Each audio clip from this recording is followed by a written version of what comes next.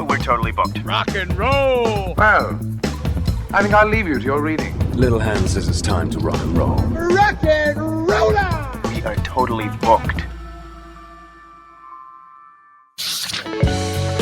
Welcome back to Booked on Rock. This weekend, as you may know, is the debut of the film Springsteen, Deliver Me From Nowhere, starring Jeremy Allen White as Bruce Springsteen.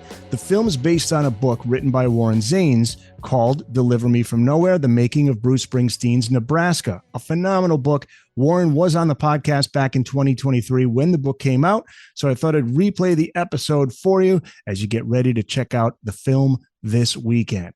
So here it is. Going back to episode 133 for author Warren Zanes. Warren, welcome to the podcast. Thank you so much. When did you first hear Nebraska and what was your reaction? I first heard it when it came out. You know, we were already among the converted. And, you know, that probably, I'm the youngest of three, so there was the trickle down effect from, you know, music that both my brother brought into the house and my mother already had. She had a good record collection that included, you know, everything from Aretha Franklin to Pete Seeger, Josh White, the band, the Stones, Van Morrison. My uncle listened to oldies radio, so we got our Chuck Berry, our Buddy Holly, Little Richard. And so my brother was set up to be able to identify Bruce as something good in the world. And I was the younger brother that it was all filtering down to. I had the same, with my older brothers. Yeah, it's when I teach at NYU and, you know, with my students, it's either parents or siblings who are the determining factor that give, you know, in my classes, give them a huge advantage if they've kind of gotten that transmission. But Wildly Innocent in the East Street Shuffle, we were on board in a complete way by that time.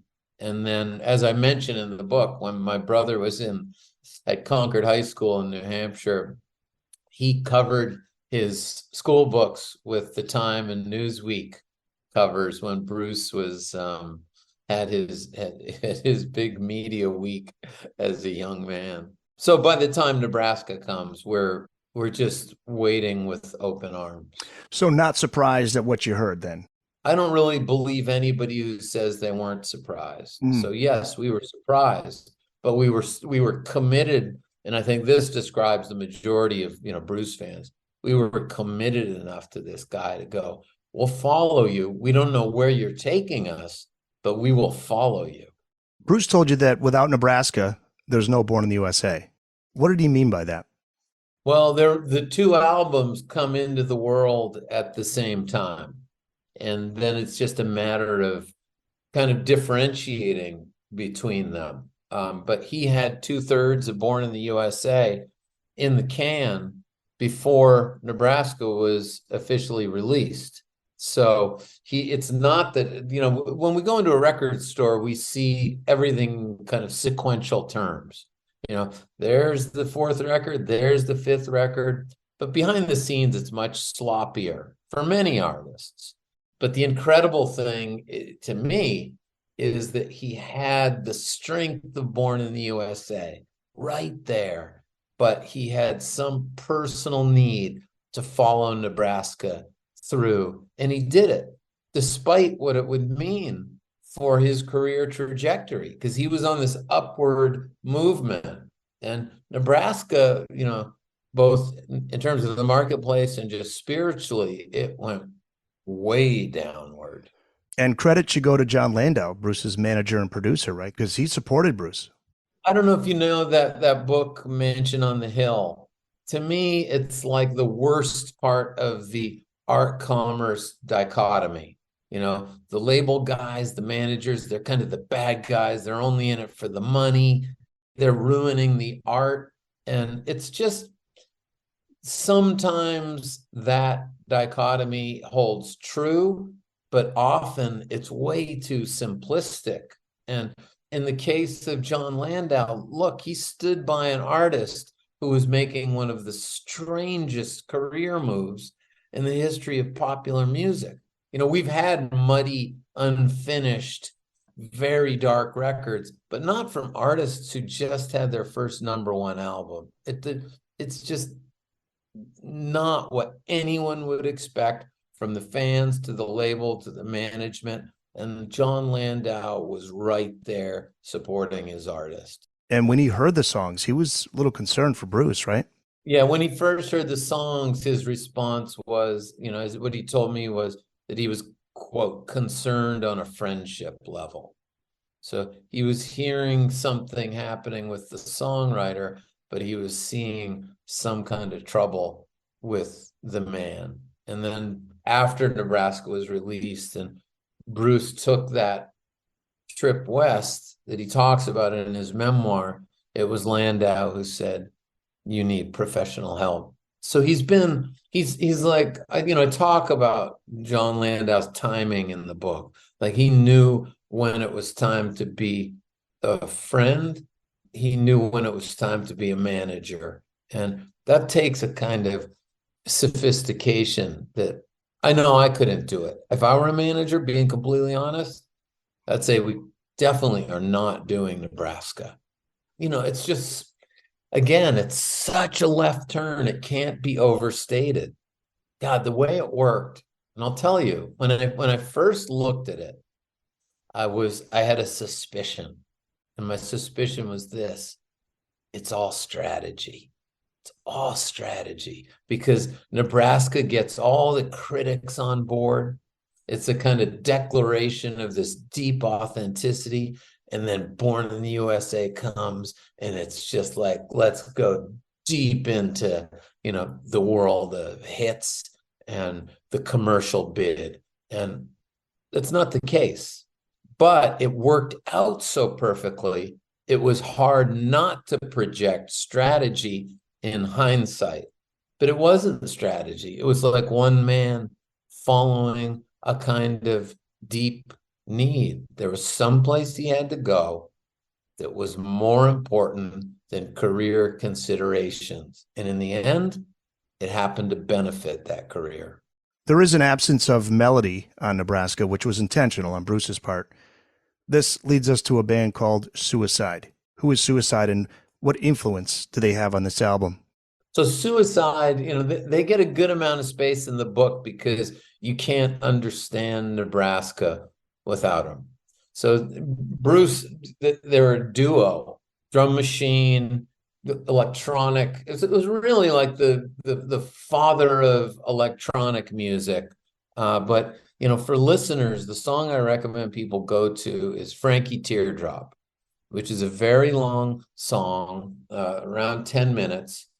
But it involves a guy coming home from a factory job, and at that point, you're close to some things we've seen in Springsteen's world. But then he comes home, murders his wife, murders his child, kills himself. And it's so dark and so not what you expect of popular music. And Alan Vega, who's in Suicide, he's just on a microphone. So he's not playing an instrument, but he does the screams of that moment of infanticide. And it's just, you got to kind of strap your seatbelt on just to listen to this stuff. And Springsteen felt this deep connection with it. And when he described it to me, he said his word was, he heard a kind of unforgivingness in Suicide. And he didn't know that music could go that far out.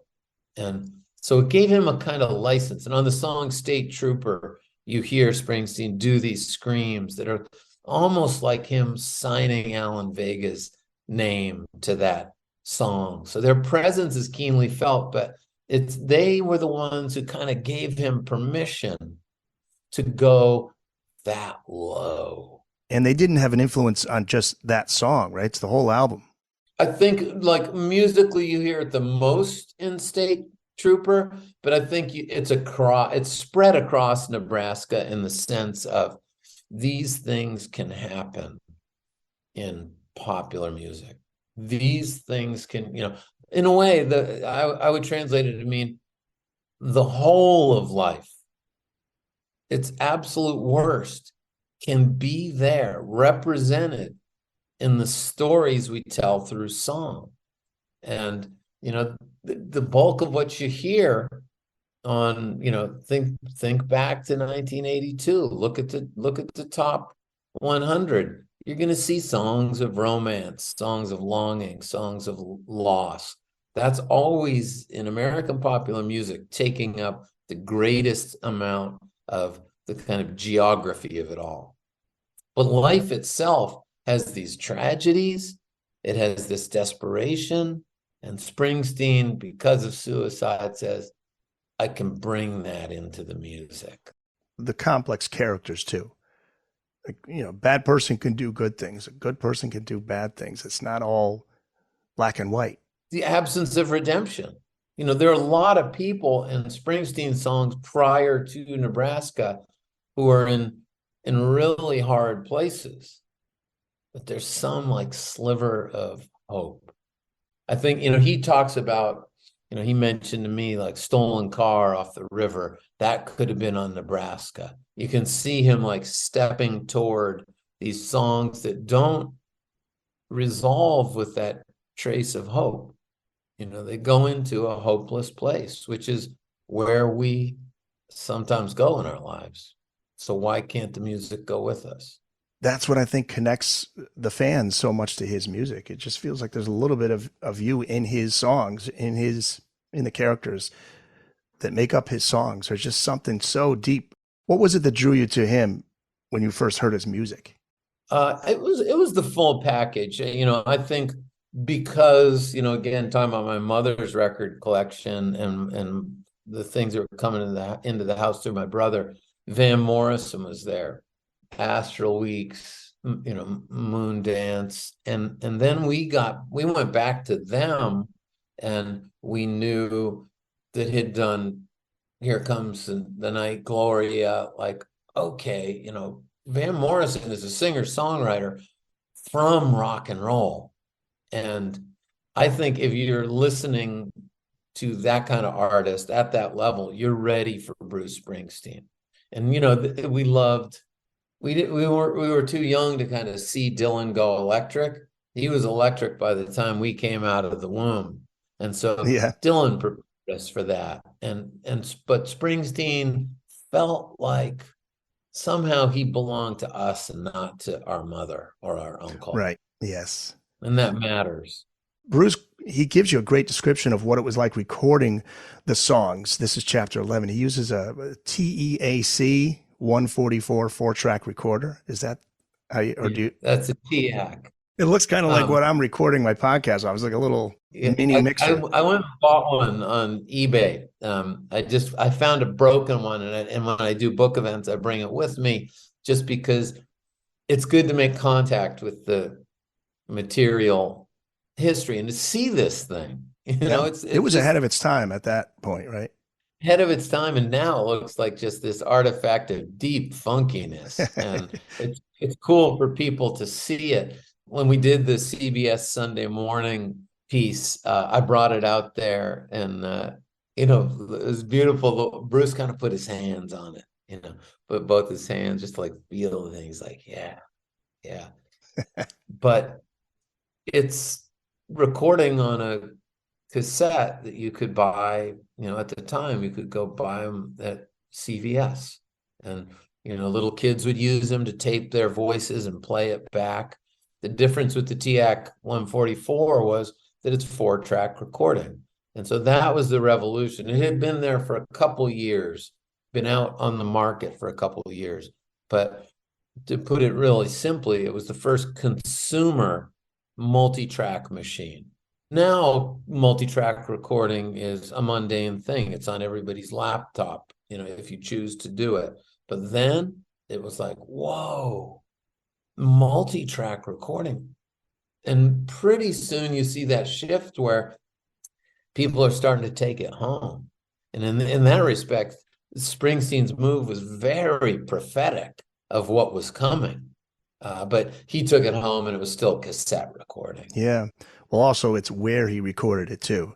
Where is this house that he records it in? And it's just in the bedroom, right? Yeah.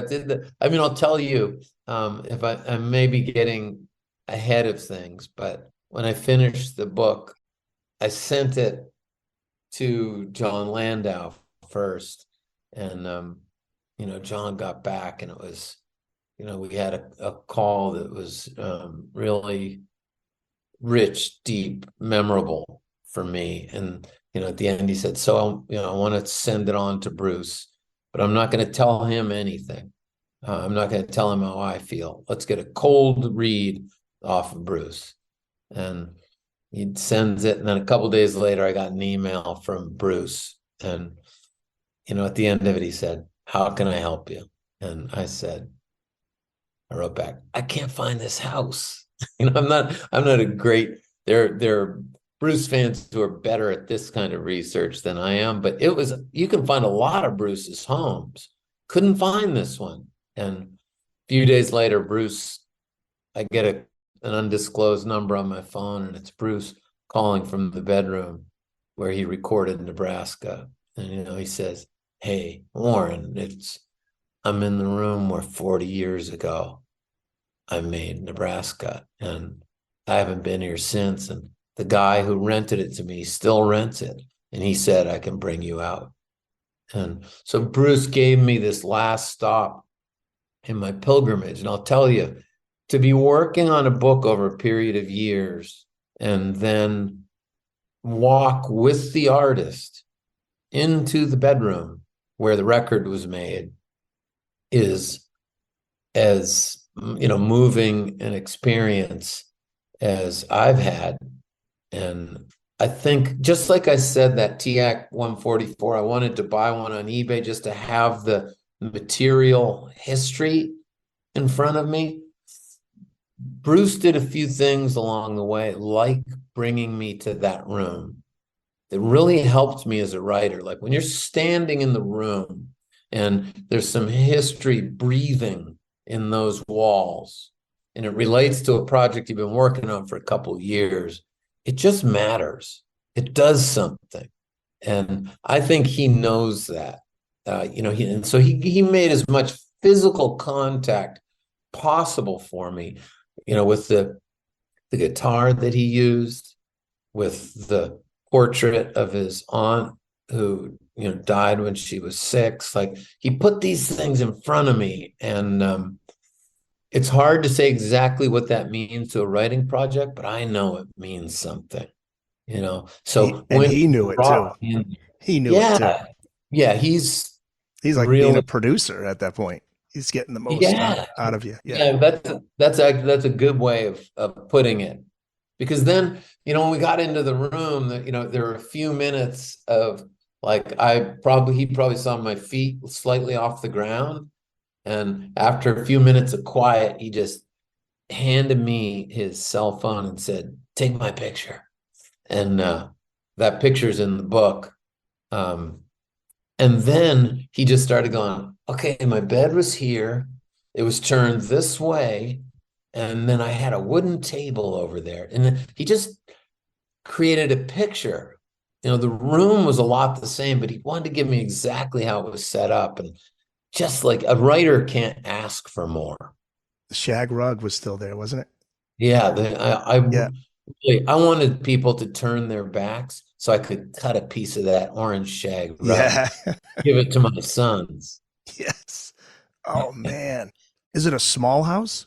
Well, it's different than it was, because they put a second story addition, and they kind of blew out the kitchen. So the house you see now from the front doesn't look the same, but the room where he made Nebraska, it's not just those orange shag rugs. It's like mostly intact.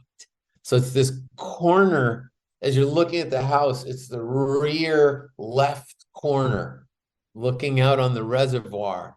And it's like it was. Wow. And wild to go in. It's in there. Colts Neck, right? Yeah. Yeah. How did it come about that he chose that house?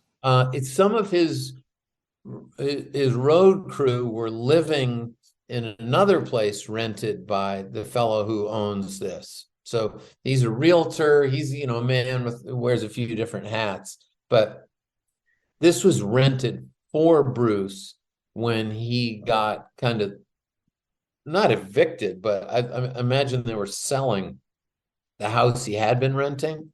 So somebody just got him a place so that he could, in his words, it was an emergency landing at the end of the river tour. So Mansion on the Hill, that's the first song that came to Bruce, as far as he recalls. There was a song with that title, recorded by Hank Williams from 1948.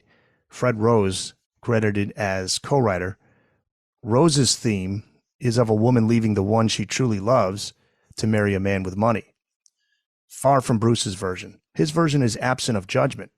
Yeah, the Hank Williams version is a little bit like the Eagles' Lion Eyes, same theme. And Bruce's is much more, when he introduced it live, sometimes he'd talk about taking drives with his father around Freehold. And he was like, we were like tourists in our own town, like looking at the big homes, driving by them. He was young enough that it kind of filled him with wonder. It didn't give him a sense of, class difference or anything. It was more how a child would see it. And his Mansion on the Hill really is, it's not about life's better if you have the mansion or better if you don't. As you just said, it suspends judgment, and it's more just about a child's wonder. And that time when you're young enough, and as I say in the book, romance and class haven't yet organized life, and you're kind of open in a particular way. And that point of view in that song brought Bruce to this young age that was the same age he was when he was living with his grandparents, which was, roughly until he was age 6. And, he said in different ways, Nebraska is about that time of his life and that time with his grandparents in that house. But this is when things go from mystical to dark and troubled, according to Bruce. The next song is the title track. It's based on a true story. Can you talk about the film Badlands from 1973 and the 1958 Starkweather murder spree? Because that has a major influence on Bruce. It's kind of incredible to me still, so he sees Terrence Malick's Badlands on TV. He's spending quite a lot of time alone. Max Weinberg is quoted in the book as saying, for a while there, we didn't know where he lived. So Bruce is kind of cut off from his band after being, very close on tour for over a year. And he's there watching TV by himself one night, and he sees Terrence Malick's Badlands. And Badlands it's Martin Sheen and Sissy Spacek, their first big feature jobs. So there are these actors who are having a moment, and it's Malick's first real. It's a Warner Brothers project, so it's a significant outing, and the subject is these 1958 serial murders associated with Charles Starkweather and his accomplice, whose role is depends on your interpretation, but Carol Ann Fugate. And they killed 11 people. And Malick makes this film that kind of drifts between an account of those killings and then there's fantasy in it too. Almost like a Swiss Family Robinson moment where Starkweather and Fugate build this place in the forest, and you're completely untethered from the historical account. But I feel like what you're really seeing is when everyday life just erupts with this pure violence, and a kind of violence that stands beyond reason. You can't explain it. And I think that's something that Springsteen was connecting to it. But he just says he saw this film, and somehow the story of these killings reminded him of his childhood, which is just really on paper, a wild statement. And it's not a one-for-one correspondence. There's something he like saw that connection. But he helps me, in his interviews, he helped me to make the connections. But the interesting thing that happens is he watches it. He wakes up thinking about it still and goes to the library to look for books on the Starkweather killings. And he finds the book Carol, written by Nanette Beaver and two other authors. And Nanette Beaver was working in the Omaha television and radio station that first reported the serial murders. And he reads this book, and then he calls that Omaha television station, and Nanette Beaver's still working there. So, at that time, it's 1981. It's been since 1958. And she's still there. And he gets her on the phone. And, I said to Springsteen, like, what were you up to? Like, what were you doing? And he said, well, I research my songs in a number of cases. Like that's not that odd for me. But I was onto something else. And I'm not entirely sure what I was doing. But he felt like, he needed to get this right. And when Nebraska came, he saw it as this kind of entry point into the album as a whole. Like Mansion on the Hill could have led to a number of different albums, but Nebraska, that song led to this album. And that opening line about the girl twirling the baton, that's actually from the movie, right? That's a scene with Sissy Spacek? That comes from the movie, and it was just by chance that Terrence Malick, I don't know where they were, but there was a baton, and she started twirling it, and he didn't know she could twirl a baton, and he just kind of sewed the thing into the narrative through line of the movie. So it has nothing to do with Carol Ann Fugate. It only has to do with Badlands. But, Springsteen migrated it in. And I feel like he exposes his source materials in really interesting ways. That's one of them.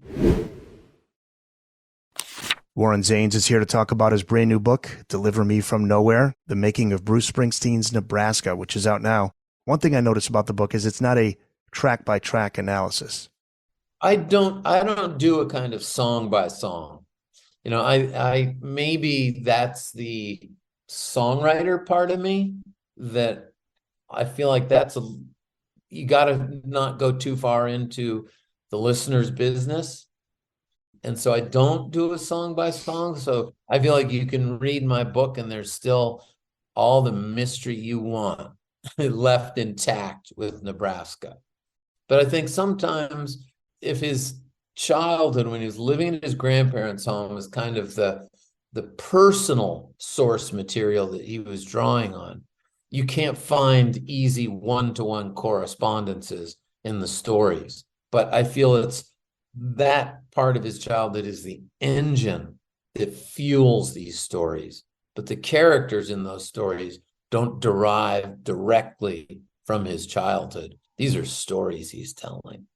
The thing I felt with Nebraska, and I felt this pretty early on when I got it, I picked it up in 82 and I brought it back to boarding school. But he's telling really, really complex stories with a new level of economy. So like Highway Patrolman to me is still a wonder in terms of the sophistication of just the narrative strategies there. Those two brothers, both of them dancing with the same woman. And then the brother who's a policeman letting the other brother go, though as a policeman representing the law, he should be bringing his brother in. But as a brother, he lets him go. That's such a complex move because because he loves that brother, he's letting him go free. At the same time, he's getting his brother out of his life. It's not some neat, story of love between brothers. It's like you can't be in my life anymore. And I feel like, man, to get all that done in a 3 or whatever minute song is a writer working at the height of his powers. One track that I always find interesting lyrically is Reason to Believe. Is Bruce making a statement, or is he asking? How do you find a reason to believe when all this stuff goes wrong in life? Or is it that he himself is saying, you got to find a reason to believe, like he's encouraging the listener?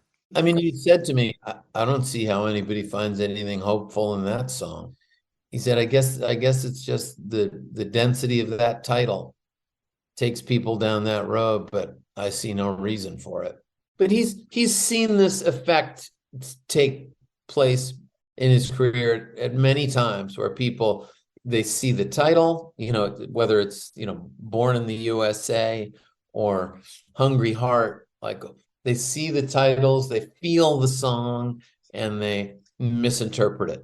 Look at Hungry Heart. Like Hungry Heart is like a guy's leaving his family forever. Right. The first 2 lines. There's a quote in the book I want to ask you about. It's from author D.C. Beard, and you use it to start chapter 8. It's from 1882. And the quote is, there will frequently occur gaps in the long winter evenings that are hard to fill up satisfactorily. Hours when, tired of reading or study, a boy does not know what to do. How did you come up with that quote, and what led you to using it for the book?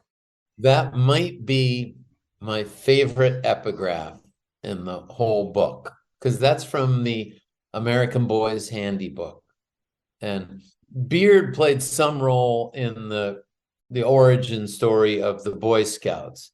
But I just one of the musicians I was doing a book event with, I just bought that book for him because he pointed to that same epigraph, and I said, that's from the American Boy's Handy book. And I used to look at that thing when I was growing up.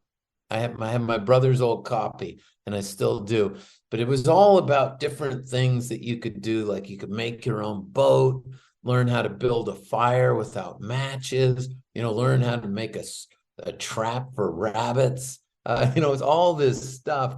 And I would pore over this book, and I really wanted to build one of these boats. And I'd just go out into our barn, looking for like, can I use this? Can I use this? Like I never got to a boat, but this book just filled my imagination. And that quote, it was personal that I wanted it in there, but it also felt like just an interesting way to describe Bruce Springsteen there in his rental in Colts Neck, not knowing what to do with this free time. And he goes into Nebraska. Yeah, I love that. It's such a great quote. You can still get the American Boy's Handy book. It's just these old, reproductions. Mine was a reproduction, obviously. I'm old, but I'm not over 100. Yes. Well, this book also answers the question. I always wondered if Bruce wanted to use the original Born in the USA for Nebraska, and he says he did. He wished he decided to. There was also a moment when Bruce considered making it a double album. One side of songs that sounded like what Born in the USA would sound like, and then the other side, tracks that make up Nebraska. How come that didn't happen? I mean, I speculate, and before this book went to publication, as I said already, Bruce read it, and so he had a chance to say, actually, no, that's not right. But I did my own speculation, and when you've just done a double album, you don't want to do one again. Double albums are often a solution to a problem, not an idea in and of themselves. So, and there's more labor, there's more of a challenge to create cohesion. I think that's why we celebrate double albums like Exile on Main Street, which, man, it really works. But I think it's hard to make it work. Having just done it with The River, that was not what he wanted to go through again. Another problem Bruce didn't see coming was getting the mixes from the tape onto vinyl. There were all, once he, they tried to, look, Nebraska is the only official release of Bruce Springsteen's that was recorded without him realizing it was going to be an official release. So what you're hearing is an artist who's thinking they're making demos. So leaving mistakes in and continuing on, not quite comfortable with the lyrics, they get jammed in places, not worrying as much about perfect pitch, tempo. Little overmodulation at times. Yeah, it's like it's flawed, beautifully flawed. We need more flaws, if you ask me. And this is a testament to that. But they finally get to this point. They try to re-record it. Bruce solo, Bruce with the band, and he feels it's not working. So that day comes when he makes that decision. Let's put the cassette out. Let's put this, what's on this cassette, let's put this out as the official release. And the thought is, okay. And it's a whole nother set of problems because of tape speeds, because the signal wasn't enough for them to be able to master with. They were getting feedback, distortion in the masters. And it took 4 mastering facilities to finally get something that could become a vinyl record. So it was this odyssey where this music that had become attached to just struggled to find its way into the world. Hey guys, we'll get back to the show, but first I want to tell you about an exclusive deal for Booked on Rock listeners. Get 15% off any purchase at oldglory.com. Over 300,000 officially licensed items covering music, sports, entertainment, and pop culture. Merchandise featuring legendary music artists like Bob Marley, The Beatles, Grateful Dead, Pink Floyd, Led Zeppelin, and many, many more. Go to oldglory.com, make sure to use the promo code BookedOnRock. Also find a link in this episode's show notes, or just go to bookedonrock.com and click on My Deals. After Nebraska was released, Bruce went on a road trip that he told you was an epiphany of its own, which he never really came back from. What was it about that trip that affected Bruce so much? This was really the doorway that Bruce inadvertently cut in the wall for me to walk through to write this book, because it's in his memoir. I was reading the memoir, and Nebraska goes by really pretty quickly. And then there's right after, meaning in the memoir, it goes by pretty quickly. And then there's this road trip west, which is like the centerpiece of his memoir. And he talks about having a kind of mental breakdown and needing to get real therapeutic help. And it happens on this trip west after Nebraska. And by the time, he's driving west to go to the first home that he ever purchased for himself. And it's in Los Angeles, overlooking Hollywood. Before he gets there, he has this experience that, he describes beautifully and tragically in his memoir. And I just felt like, wow, I see a connection between what he went into, that moment in his childhood, that time in his childhood that he went into, what it shook up inside of him, and then this breakdown and this gap between Nebraska and Born in the USA, where Bruce is kind of somewhere else. I just felt like something happened that helps us to understand Nebraska. And that was his memoir that gave me license to go deeper. And then the interviews with Bruce were, without them, no book. He's the spine of this book in every way. He really felt like he was on the outside looking in.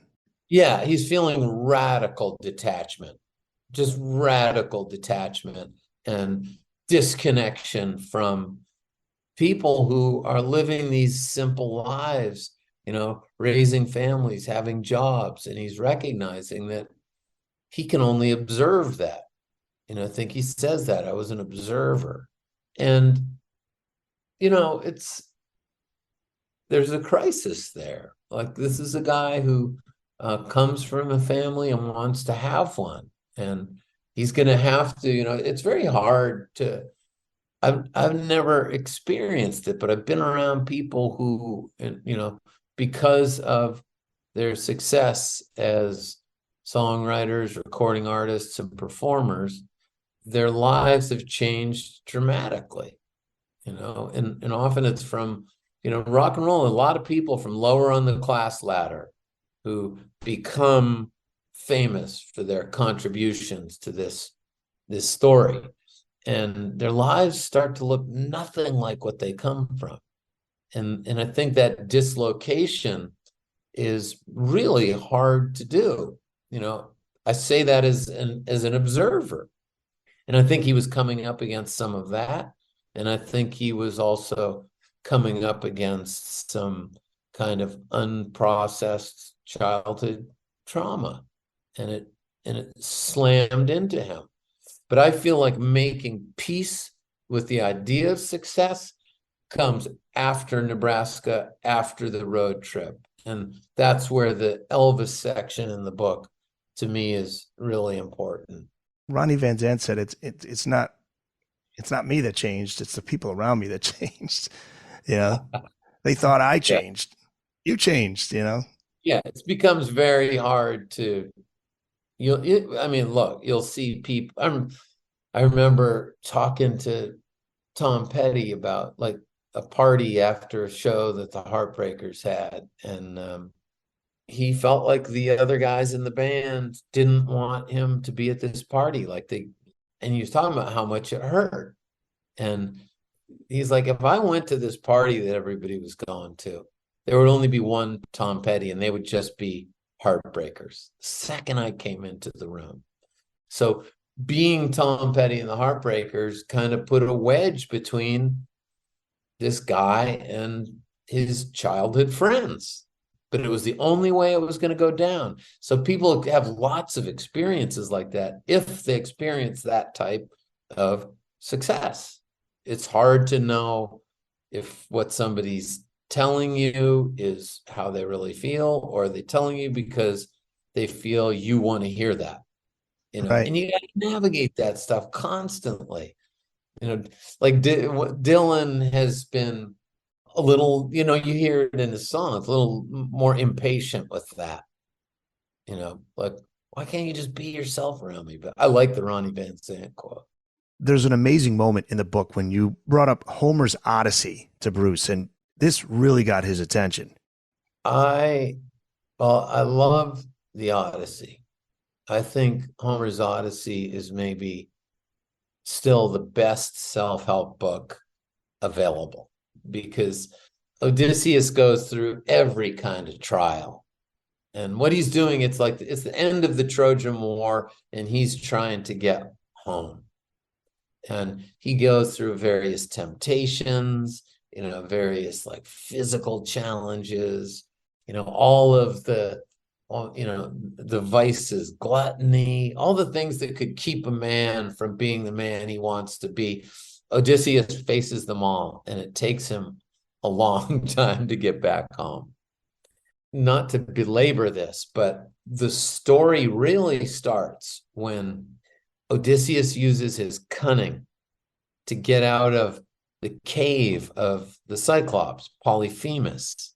And he tells Polyphemus is like keeping him captive with his men in his cave and wants to kill him and eat him. And Odysseus, when Polyphemus asks him who he is, Odysseus says, I am nobody. And then they get the Cyclops drunk and they gouge out his eye and escape. And when the other Cyclops are going, who did this to you? Polyphemus says, nobody did it. Nobody did it. That was Odysseus's cunning. So everybody's like, what the hell is he talking about? Nobody did it. But then Odysseus can't help himself. As he's escaped Polyphemus and he's getting back onto his boats, he declares who did it. He goes, it is I, the great Odysseus. So kind of like ego, hubris, makes him state his place as the hero with that kind of cunning. Now, Polyphemus, who he really just fucked up pretty good, is the son of Poseidon. And Poseidon hears Odysseus say this and goes, wow, you just gouged out the eye of my son, and you will pay now. And so it's Poseidon, because of what Odysseus did to his son, who keeps Odysseus from getting home. So when Odysseus goes through all these trials, and when he finally gets home, his home he's been gone so long, there are all these suitors who want to take his home and take his wife, Penelope. And so his son is there, but the house is filled with these suitors. If Odysseus walked in by himself, those guys would just kill Odysseus off. So he decides to come in as a beggar. So he gets another chance to be nobody. He's disguised as a beggar. The suitors they're like throwing scraps to him. And he doesn't let his ego overcome him. He returns to being a hero by being capable of being nobody. And it's as a beggar that he comes back to his family and to his home and kills off these suitors. But had he done the same thing where he says, "It is I, the great Odysseus," he would have been killed. So he's learned the lesson of being anonymous. Now, that story stuck with me. It was in my head. I'm like, Nebraska is Springsteen being anonymous. He's being nobody. And Born in the USA is the return of the hero to his home. But to be that hero on Born in the USA, he had to first be able to be just a beggar. No, you don't see him on the record cover. You don't hear him in perfect fidelity. You don't hear all the trappings of the heroic rock star.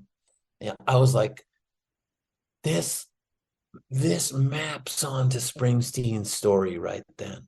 So I knew it was like a bold move. Like when you're doing an interview, you're not supposed to tell stories to the person you're interviewing. But I was so convinced that I had something that was at least worth a thought, that I found the shortest version of it that I could do.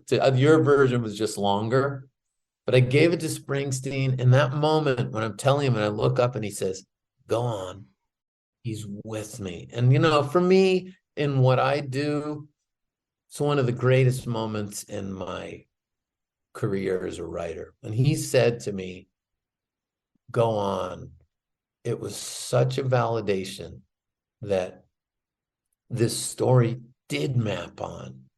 And there's something crucial about moments in our lives where we need to be nobody. Like there are times, my biggest regrets in life, like I still am like dealing with some heartache that has been with me for years. And if I could go back in time, it would be to go back to like 6 years ago, to be nobody when I needed to be nobody. And I don't need to give you the details, but I'll just say that's what I needed to do as a man. And I was not the man I wanted to be. My ego intruded. And so I came into the Nebraska project with this personal story underneath it, with a kind of heartbreak. And these long-term projects are funny, like you learn from them. And if you go into them honestly, you can heal a little bit. But I needed to, there's the satisfaction of connecting Homer's Odyssey to this moment in Springsteen's career and a story of kind of humility and anonymity. And then there's another layer beneath it where it's like, I'm learning because I've been learning from Bruce Springsteen since I was a preteen, and I'm learning from him again because he's confirming something that I saw in Homer's Odyssey. Sometimes a man doesn't need to be the big man.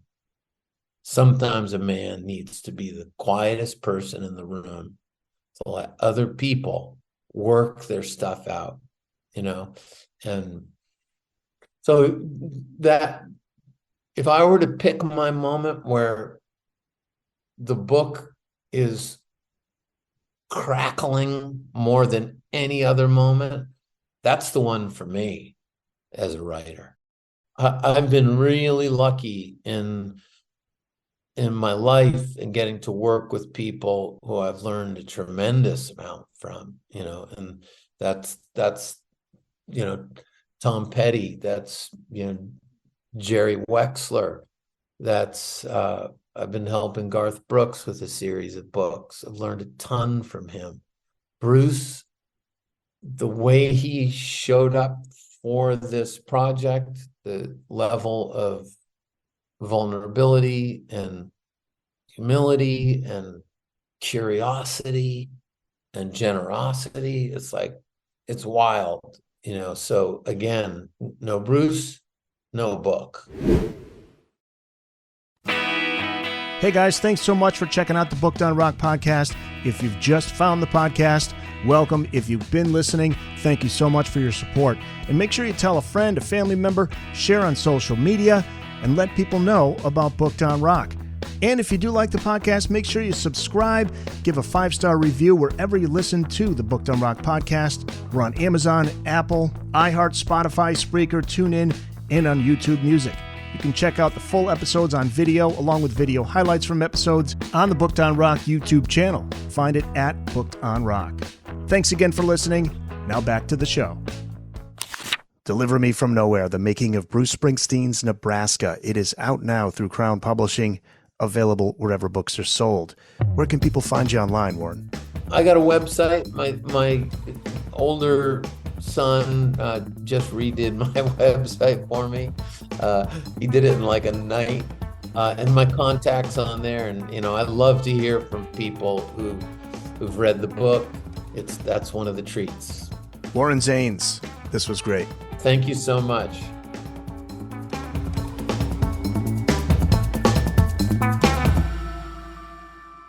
That's it.